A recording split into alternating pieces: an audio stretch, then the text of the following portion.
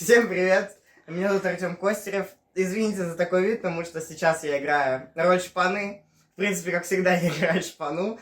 И во всех фильмах я играл шпану.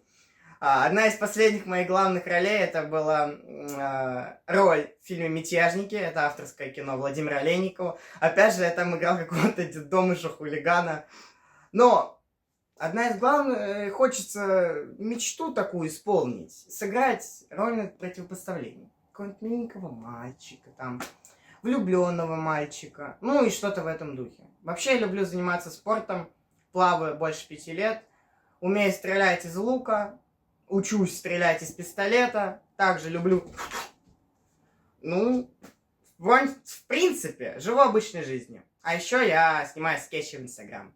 У меня все. Всем пока.